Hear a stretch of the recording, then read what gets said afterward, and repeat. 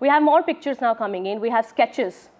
The agencies that have released of the terrorists, these 3 pictures that have come out now, the sketches of the terrorists as have been released by the agencies after getting the information from the survivors, from the eyewitnesses on the ground in Pahalgam.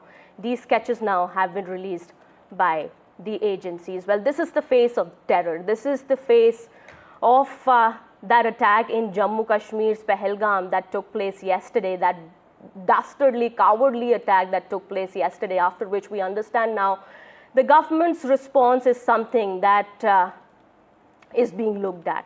Well, what is the government's response going to be? Did the terrorists have local help? These are the questions that are being asked at this point in time. And Prime Minister Modi, of course, has had an important meeting in the morning. There is going to be a key meeting in the evening also, after which the government's next plan of action is going to be. These are the faces of the 3 terrorists right now. There are unconfirmed images that are doing the rounds right now, but NDTV obviously will be extremely responsible as far as this is concerned. This is not a time to get any information wrong, and therefore we will be doubly careful about putting out pictures, no matter who else does that. These are the pictures that have come out from the agencies, and these are the pictures based on which the investigation is moving forward. Remember these 3 pictures. The information that we have is that there were 4 terrorists. 2 of them were foreign terrorists. 2 of them, were local. Some of them had body cams. It is likely that more footage of the actual attack will be used as propaganda by these terror groups in a short while from now. But the investigation continues. The operations to hunt down these men continues, and they were all 4 from the Lashkar-e-Taiba, which is not something that surprises anyone. Let's go to our reporters now, and let's put that image of Manjunath and his wife back on our screen, because I want to bring in NDTV's Deepak Bopana from Bengaluru. Deepak, multiple victims from Karnataka, from Bengaluru. These 2 images of Manjunath and his wife that we've put on our screen are truly shattering. All smiles, posing, in a selfie video, in a shikara, just a day before the attack, and then literally Manjunath's blood on her face in that other image a day later. What are you hearing from relatives in the family?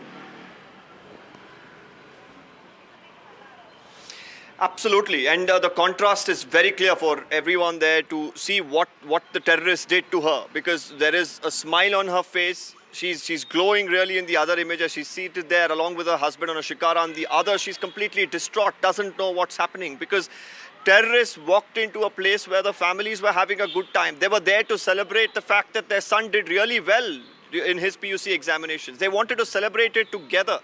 But now she's coming back only with her son and the mortal remains of her husband. I spoke to her a little while ago. We'll of course be putting out that conversation as well for our viewers. She says she's right now in the police headquarters. She even said that Union Home Minister Amit Shah has come there. She's gone on to say that right now what she wants is security.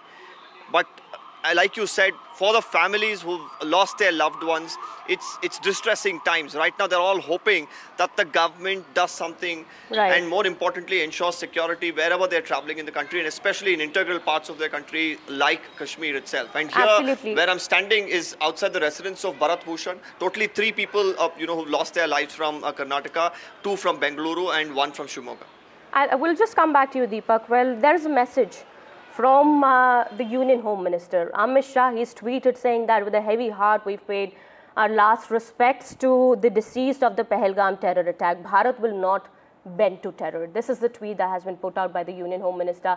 The culprits of this dastardly terror attack will not be spared. This along with the images of the coffins where Amit Shah paid his tributes to the victims of the Pahalgam attack. Well, the message is loud and clear that India will not bend to terror and India will not cow down. The culprits of this dastardly terror attack will not be spared. This is the message given by the Union Home Minister and the Prime Minister earlier as well. The Home Minister, remember, has very likely spent the most difficult day of his ministership today. And I don't say that lightly, because the Home Minister is someone who has been on the front foot on this mission ever since the Prime Minister dispatched him yesterday. He arrived last evening in Srinagar. These images, the most compelling, the most viewed images of the day, are of the Home Minister with the wailing relatives of victims who were religiously profiled, handpicked by Lashkar-e-Taiba terrorists sent from Pakistan and butchered in front of their families, all of them men, to send out a message really to the rest of the country and to the rest of the world, which it has. It is Home Minister Amit Shah who was there, and he has just said the culprits of this dastardly terror attack will not be spared. An echo of what Prime Minister Narendra Modi also had said yesterday, that everything will be done to bring the perpetrators of this attack to book. Remember, the faces of those terrorists in those sketches that we showed you a little earlier, those are only the foot soldiers. They were sent